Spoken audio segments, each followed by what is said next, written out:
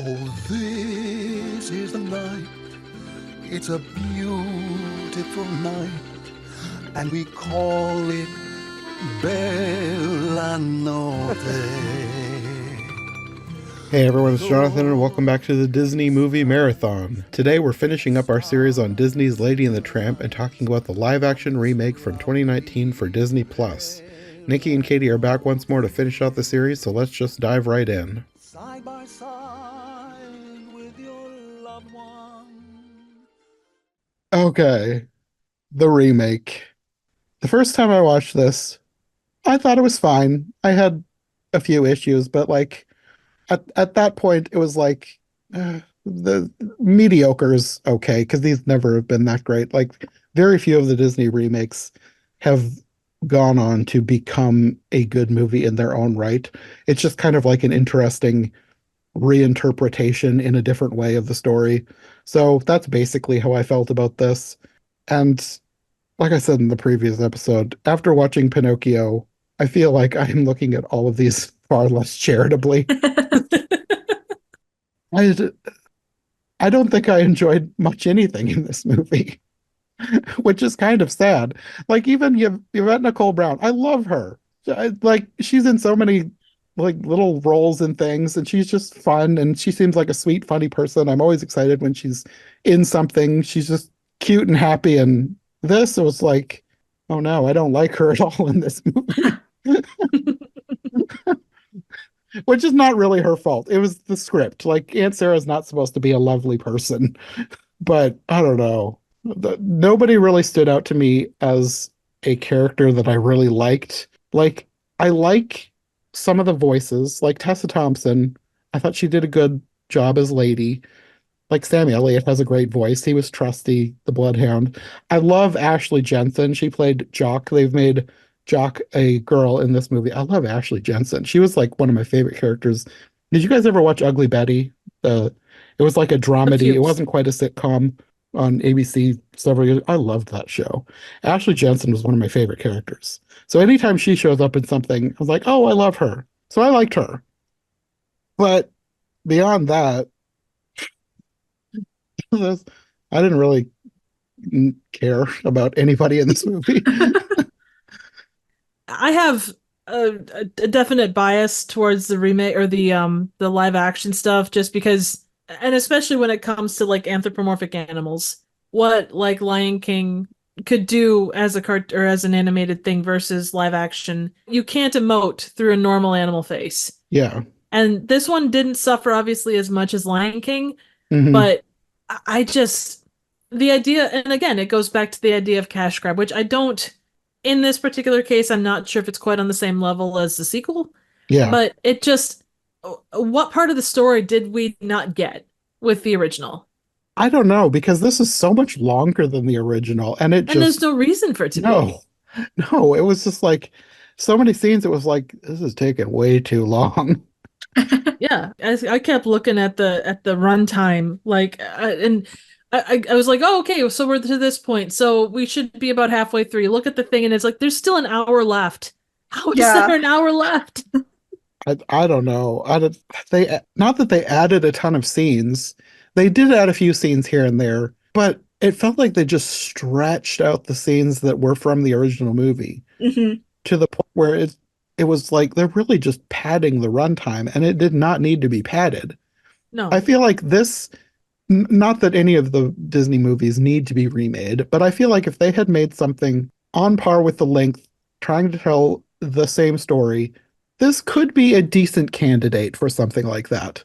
But instead of like trying to tell the same story, they changed a bunch of things. And not that that's even a bad thing, because like I've said before, if you're going to remake something, you don't need to make it a shot for shot remake, no, nor should but you. change it in a way that makes sense. And the changes that they made to this movie, probably to stretch out the runtime, did not make sense. But the whole thing with Aunt Sarah coming to watch Lady, like in the original, she's watching the baby and the dog. So it already is kind of for some people, yes, you want them to watch the dog. You want to make their precious baby needs to be safe. But like most people will just have somebody check on the house once in a while. Just feed the dog, make sure she's okay. Why did Aunt Sarah need to come and live at the house for however long? Well, like it was just a day because she stayed overnight with, she hung out overnight with Tramp, and then the next day she went to the pound, like the next morning, and then she got picked up that same day. So they were gone for like maybe 24 hours. Okay, that makes even less sense. I didn't even notice that. But if that's the case, then it makes even less sense to have Aunt Sarah come and stay at the house just for Lady. Yeah, because like the original, it made sense. The baby was there. They wanted someone to watch the baby while they went on a day trip because it still was about the same length, I'd say, because it's not like Lady was out there for days Uh-huh. with Tramp. And they didn't give you the implication that she was at the pound for days again. So, like, it's just like, okay, they went on a day trip without the baby, which is a completely fine thing to do and what couples like to do. They need someone to babysit the baby. That makes sense. Why do we need someone to babysit the dog? Why could the dog not come? Like, if the dog couldn't come, she has a nice big yard. It's not Mhm. like does this family always have someone at home now? Yeah. You could say Darlene's always home, I guess, but like it just is strange that they have never had a situation where both of them are outside of the house Mm-hmm. without Lady. Yeah. Well, and looking at it from a time period perspective, not that dogs weren't considered family then, but you wouldn't have had the same implications that people Mm-mm. would today when it comes to animals, No. or Yeah. at least the majority of people. Yeah. Most people wouldn't think twice about leaving a dog home for a day. Right. Probably more than one day. They just dump a bunch of extra food in the bowl and say they'll be fine. Right. It just, the fact that they took the baby with them made so much less sense. Yeah. And then it gets even weirder. Well, not that we need to go through the entire plot. We could just talk about the big changes. The cats. I'm not familiar with this breed of cat, the Devon Rex cat. I did think it was clever that they named the cats Devon and Rex because they're Devon Rex cats. So I don't know what these cats are like. Their song was such a downgrade. Like, I know the original song is problematic these days. Just cut the scene. You don't need the scene. Yeah. Or just like write another catchy song or something. But like it just didn't have a flow. It's what I call it had the feeling of what I call in Disney movies the Lin-Manuel Miranda alike, where they can't get him to come write a song, so they write a song that tries to attempt to do his music style. And it felt like they were trying to do it a bit. Yeah. No, Could be agreed. correct. Because it did have it wasn't a Lin-Manuel Miranda song, but I could see that they could have been trying to, I don't know, imitate his flow or whatever. Yeah. Yeah, like not to bring up Wish for the 15th time, but like there's this when all the animals are singing about being a star or whatever, there's this one character who throws in some bars that's just like this. It sounds like they're trying to do a Lin-Manuel Miranda thing, or maybe like David Diggs, who shows up in animated movies or stuff a lot, and he has his own kind of style of rapping. It felt like, oh, we couldn't get them, so we're gonna try to do a like to it, and it just doesn't hit the same because it's not them.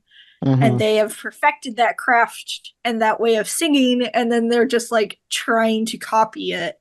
And you're like, oh, there it is. The Lin So Manuel Miranda. it's a dollar store Lin-Manuel Miranda. Yeah. Nice. Yeah, that's a good analogy. Because yeah, that song, like if they had gotten, not that I would want Lin-Manuel Miranda to be a part of this, but if they had gotten him, I can imagine that whatever he would have come up with would have been memorable enough that it could have been passable for me. I know a lot of people don't like Lin-Manuel Miranda now for whatever reason, like he's played out or something. I like him a lot. I like the way he sounds. I like his flow, the way he writes music. There's something about it that I really like, and I feel like not that I want him to be involved in this, but he could have done something better than whatever this was. Yeah. Absolutely. I on the subject of songs, some obviously they like I said they changed the lyrics and the cats for the Siamese one.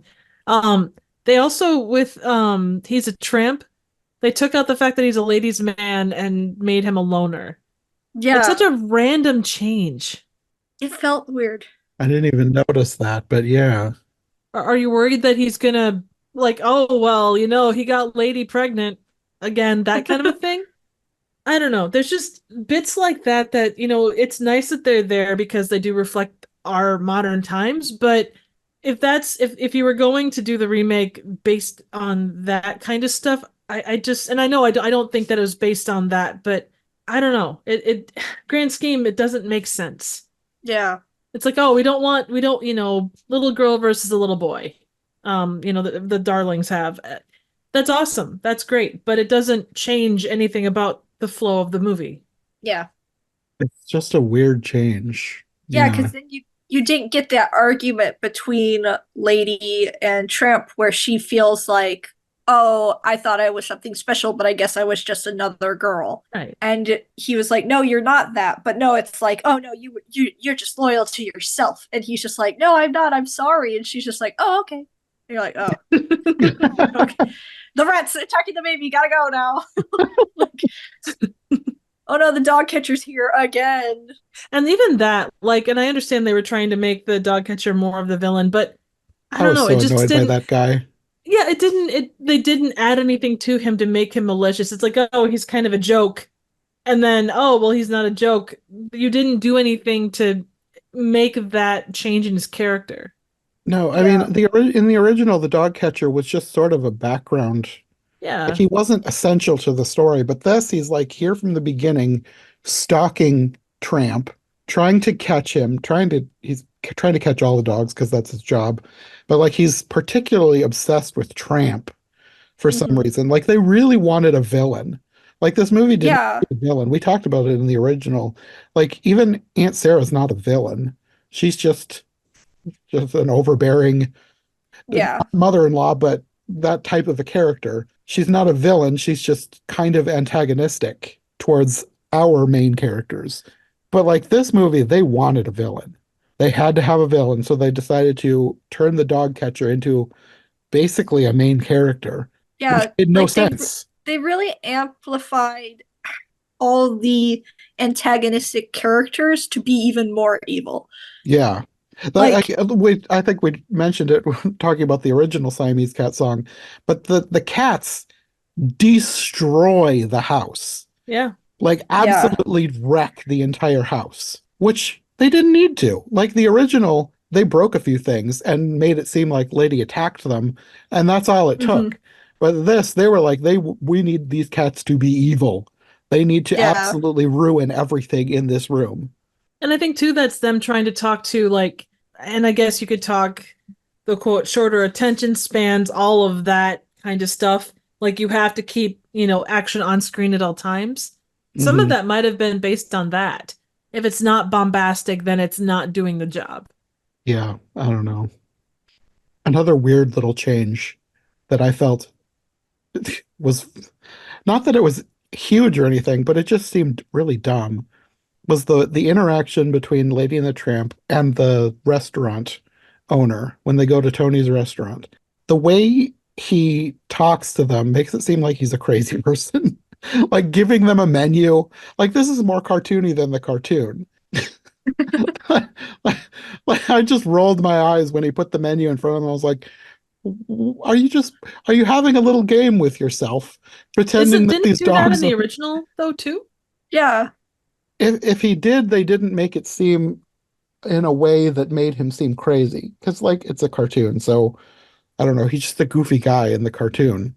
I But do like, think one thing that helped in the cartoon is he was like, "Oh, here's the menu. What would you like?" And then Tramp barks like he's ordering something, Yeah. and he's like, "Okay." Instead, in this, he's just like, they're just like, "Oh yeah, he does this all the time." No, it's definitely because you're here, lady. Haha, what a crazy weird man. This is weird. He's talking to us like we're humans. And then you like have like the cutaway to guests in the restaurant, I guess, and they're like, they told us they were out of the special or I whatever. actually And you're kind like, of liked that moment. I thought that was kind of cute. no, it wasn't terrible. It kind of added to like, the oh, that guy's weirdness. kind of the weird, yeah, the weirdness going on. Right.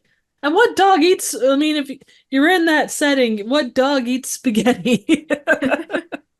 Like, I think a dog will eat spaghetti if you lay it in front of it, but it's not like Sure. their choice of. Dogs will eat anything. True. Yeah. We learned in the second movie that they'll eat all the trash from overturned garbage cans because that's all they have to eat. Yeah. One other thing I did enjoy with this one was when they were trying to convince the one dog that when Lady is muzzled that she's got rabies and she's like rolling around and going rabies, rabies, ah, you got rabies on That your that nuts. actually did crack me up, yes. I thought that was really cute. Yeah. Yeah, there were moments that I did enjoy in this one, but not as much as the first time I watched it. Like I said, No, I think Pinocchio broke me. no, it's fair. I think of the Disney live actions. This one is less offensive than most of them to Yes. me. Oh, definitely. Yeah. Mhm. But yeah, again, it always just goes back to the fact that it wasn't needed. No, it No. didn't. It didn't add like say what you will about something like Aladdin, but it did try to tell a different take on the story. It wasn't With shot for shot. Aladdin, it helps that Aladdin is a story outside of Disney. True, that's very So true. with stuff like Aladdin or Cinderella, I am at least for now, I am far more charitable to them than I am something like this because this is a Disney story. This is a Disney movie that they are remaking. But with like Aladdin or Cinderella, I just look at it as another adaptation of a classic story. And yeah, they can have little nods here and there to the original, but by and large, especially for like Cinderella or Aladdin, they are telling their own story. Even if they include a song here and there from the original, they are still telling a different interpretation of a classic story. With this one, they only have the original movie to go on. Yeah. So Mhm. it I don't know, it seems more egregious in a case like this. And I suppose like even with Pinocchio, Pinocchio is based on a book. So I feel like with what I've just said, I should be giving Pinocchio more grace. However, with Pinocchio, No, do not give him more not that we grace. need no, because all of the changes that they made, even when they aren't following the original story, they're not following the book either. Like I have read the book. The stuff they added to Pinocchio, the new version, the new Disney Pinocchio, is not from the book, is not from the original movie. They just did their own thing, which is far worse to me than just trying to make a new adaptation of Pinocchio. One other random thing that, and I guess it bugged me because I really enjoyed this part of the original movie, but what did you guys think of the beaver statue thing? I thought it was weird.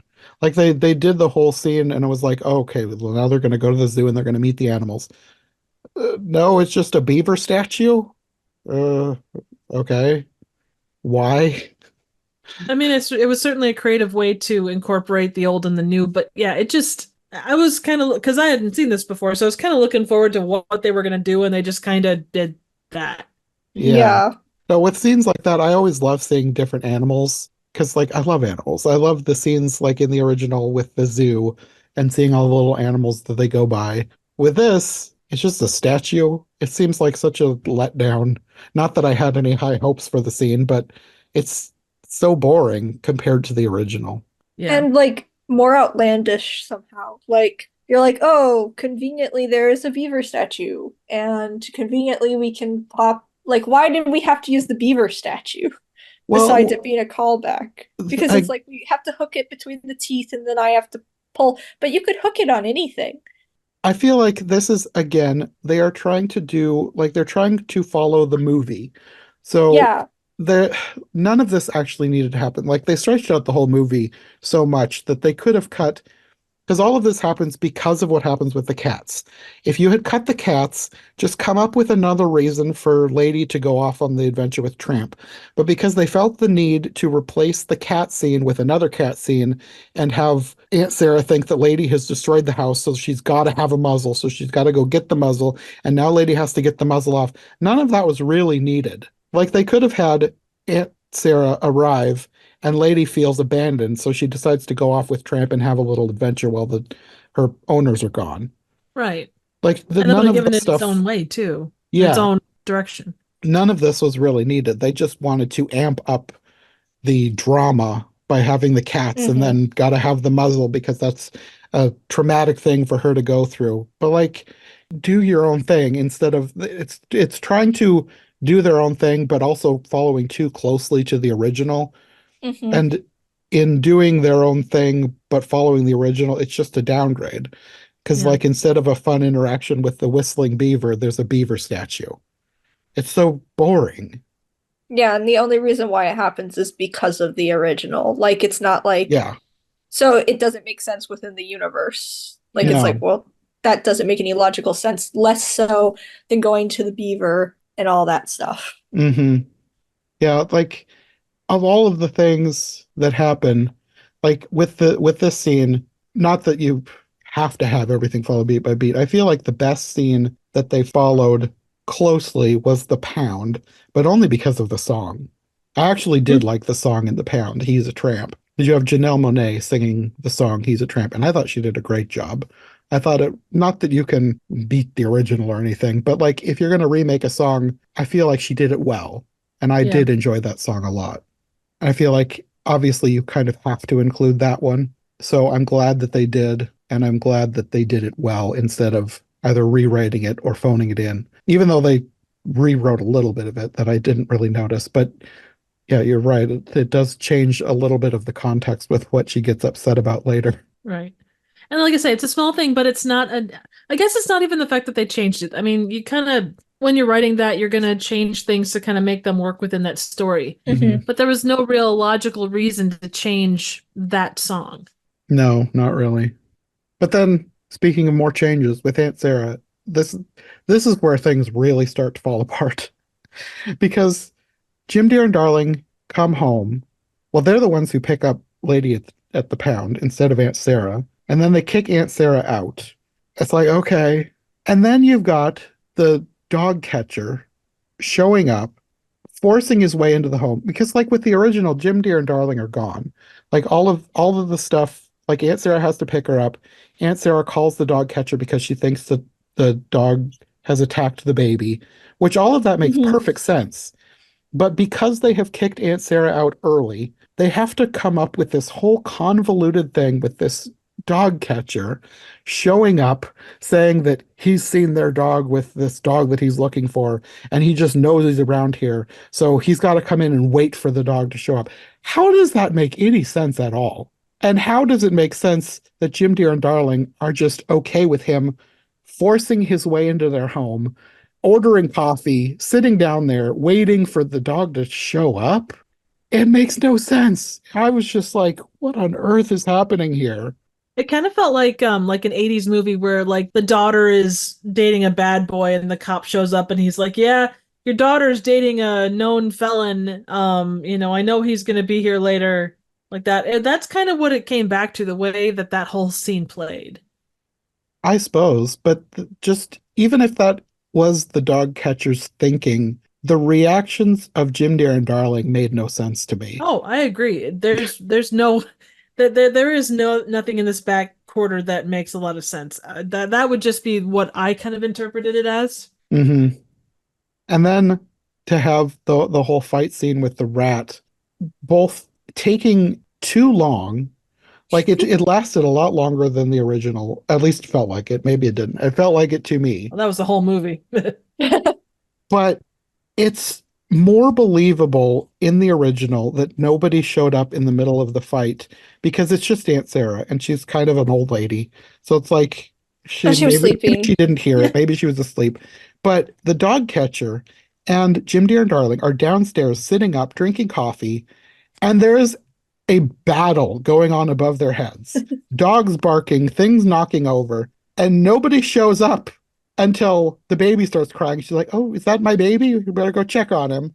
Did you not hear the dog fight happening upstairs? I mean, Um, Victorian level floors were quite a lot thicker back in the day. yeah, I was gonna say soundproof floors. Daggone quality built houses. That seems unlikely. Those really plush carpets. Yeah. There you go.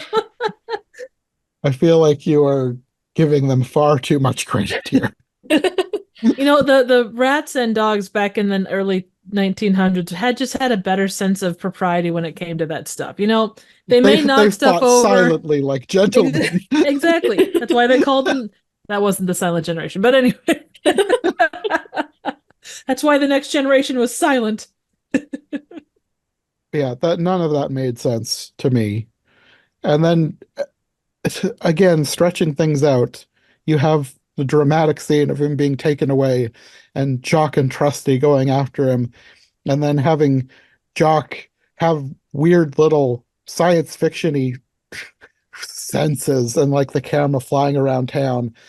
It's like, what? Why? Why are you stretching this out? The original had plenty of drama. They're turning Jock into the next great Marvel hero. Oh, uh, it almost did have that kind of a feel, like Spidey sense or something.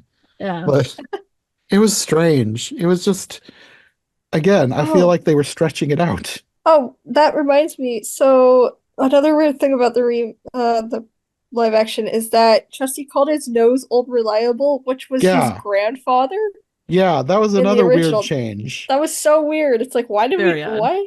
Why was Old Reliable his grandfather, and now suddenly that's what he calls his nose? Like, what was wrong with him having a grandfather? Maybe his grandfather like was inside his nose. Oh, it's like in Muppet Treasure Island where Fozzie has a little man in his Mr. finger. Bimbo! Yes. The spirit of his grandfather lives with him in his nose. That's the next great sequel right there. Really setting up your Marvel movie cinematic universe. Yes, you're darn right I am. Which, on the subject of Trusty, okay. I know that they're trying to make it like this movie, as much as the last one, was very focused on like Lady and Tramp or Angel and Scamp or, whoever the main characters are. But the fact that they took away Trusty being the one that was hit by the wagon and his sacrifice Yeah. really sat badly with me. Yeah. That is true. That was another weird change. I mean, they were basically pointless in the movie. Yeah, Yeah. they didn't do anything. Yeah. Hell, they didn't even ask for Lady's hand in marriage. No, yeah. Again, maybe because it was short, I don't know. They made the most of what they had in the original. They made everything make sense so well. They put everything together so perfectly. But with this one, it was like they were trying to change some things, but also trying to be the same. And in doing so, it just kind of was a convoluted mess. The one last thing I will say in a positive aspect of this movie was like I think they brought the background to life well, like the downtown. They did a nice job with all of the scenery stuff. Mhm. And several of the dogs were rescue cases, and all of they were adopted prior to the film's completion. So that was a nice part. Also, I think the stunt work that they had doing with the dogs or the CGI was relatively solid, given how Disney can be when it comes to CGI. Yeah. Yeah, Not I felt everything, like in some ways this was I mean, all things aside, what they did with The Lion King visually was kind of amazing. However, there was no life to it. No. They succeeded too well in making the animals look lifelike. I feel like in some ways this was an upgrade, even though in certain scenes the CGI wasn't perfect. The fact that they used real animals Mm-hmm. was a huge bonus for this movie, even if it wasn't perfect. Right. I think issue I had with the animals and what they should have utilized. I'm not a fan of having movies and then they animate the mouth over it. No, Like, that was another thing that I forgot to say. It would have been better if they hadn't. yeah, Yeah. like if they were just like Milo and Otis, if you've ever seen that movie. Oh yeah. Where We it's were just them obsessed with that movie talking. as kids. Yeah. So they're just talking over the cat and dog just sitting there. I think that's still fine and you can do that. And it wasn't even that movie. There was so many movies when I was a kid growing up in the 90s where it was just you would have the Yeah. voiceover with the Mhm. and that was fine. That was all we needed. Yeah. I feel like having to have them have the moving mouths, not that it cheapens it in a way, but it almost kind of does. I would say in this movie, though, the way they did it, you could barely see the mouths move some of the times on some of the characters. Like, I barely remember Jock's mouth was moving because Well, of how. she does have all the hair, so Yeah, so, like, it was like, but I think a big problem I had with the acting, not to shame any of the little dog actors. I think they did wonderful. Is that they did the Disney thing where they're like, oh, well, it's real life. They don't emote. And that's just not true with animals. They just don't emote like people or like a cartoon. Uh-huh. Right. Like, there's a part where Tramp's supposed to be scared. I don't quite remember what it was, but he's just standing there and they're like, oh, come here, boy, come here. And he's just standing there, like, What? and you're like, could you at least, like, I don't know, if you don't want to actually make the dog look scared, you could just CG his tail tucked behind his legs, maybe have him crouch down, kind of like, oh, I'm a little nervous. Mhm. Just like dogs, like, I think the only time that the dogs actually felt like they were acting was during the rabies scene where she's like rolling around and like it's very sweet and cute. And you're like, oh, look at that little dog roll around. She's having fun doing little tricks. But like that never really got captured. And a lot of times you're just staring at dogs and you're like, Yeah. devoid of watching their CGI mouse move, this dog's just standing there. Yeah. Like there's a lot of just dogs standing there, like just kind of bouncing because they're obviously panting, but they're supposed to be talking, so you don't get the panting. So they're just bouncing there, waving their head back and forth, talking. And you're like, this is a little boring. No, I know what you mean because in watching it, like especially when you know that they're using real dogs, it makes sense that they wouldn't go out of their way to make them do a ton of crazy things because that's just going to add to the CGI budget. And I know that with Yeah. this one, they were trying to keep the budget down because this was going to be the Disney Plus one. Right. But it worked and it didn't because yes, they're real dogs, but also I don't know that they put in enough effort to really train them because they are strays, and that is a plus that they would use rescue dogs and then Yeah. have them rescued at the end of the movie, like actually rescued and given families. But at the same time, I don't think they put enough time into training them to do a lot of things that you would normally get with a dog that had had many years of training to be a film actor. Because Right. with a lot of movies that I would have watched in the 90s, those animals were worked with for years to become professional animal actors that could hit their marks and do their tricks and all the stunts and go here, go there. And you didn't get that with this. And it was Yeah. kind of noticeable in some of the scenes. Yeah, I think if just like maybe the dogs wave their paw a little bit or something, you know, or make them just not be standing there or sitting there. Like they just kind of sit and stand for the majority of the film. Yeah. And like if you just made them lay down or do a little roll or something, or maybe even scratching, there's not a single scene where the dog scratches themselves in this movie. I think you might be right. That is a bit of an oversight, isn't Which it? is so strange because in the sequel and in the first movie, like Tramp scratches himself Yeah. a lot. Yeah. But in the sequel, they specifically made that a plot point. So it just really stood out to me that he never scratched himself. Well, he got older. He didn't need to scratch as much. He couldn't get his leg up, you know? No, that is weird. I didn't even think of that, but you're right. They don't lick their lips or anything like that. I mean, at least they didn't use peanut butter. You know, they get it stuck on the roof of the mouth. The dog's like, That would have been too noticeable. yeah, a little bit. But no, yeah, you guys are definitely right on that aspect. It's that fine line, and sometimes I think the ways that have worked in the past are kind of looked at and poo-pooed because, oh, we're Disney. We can go above and beyond that. People expect us to go to this level, you know? I think part of it is probably the fact that, I don't know, the more stuff like that is relied on, the more open you are to potential animal abuse. So they're trying to get away from that as much as they can, which is why a lot of animals are CGI these days. Yeah. Which I can understand, but at the same time, you can still do it. You just need to make sure that you are putting in the time to actually train them. And I feel like the only reason they're not doing it is because it costs money. Like the amount of training that it takes to make a dog do what you want it to do probably ends up getting to the point where it would rival the CG budget. And again, this is supposed to be one of the cheaper ones because this was the Disney Plus release. So I don't know if that was something that they factored in. And I kind of think it might have been. They just didn't want to put in the time to train the dogs to be able to do as many things as they would have needed to do to make it look really impressive. I don't know. Hmm. And again, I'm glad that they used actual dogs. They used rescue dogs. They rescued these dogs afterwards. So it is commendable. It's just the way they went about it. Well, in the real life story about the making of the film is good. The film itself just feels weak. I don't know. They didn't make it something that would stand the test of time, like Homeward Bound or The Incredible Journey or Right. the movies that I would have watched as a kid. It Their doesn't have need that same feel. their need to promote certain messages was put above the story itself. Yeah, probably. Yeah. And I don't mean that like that's like you say, it's awesome that they did that, but yeah, you still have to think bottom line, what's going to make the best movie? Yeah. Because you can balance those two things. Hmm. But yeah, on the whole, this is not one of the worst ones. This is a better movie than some. However, it is still very mediocre.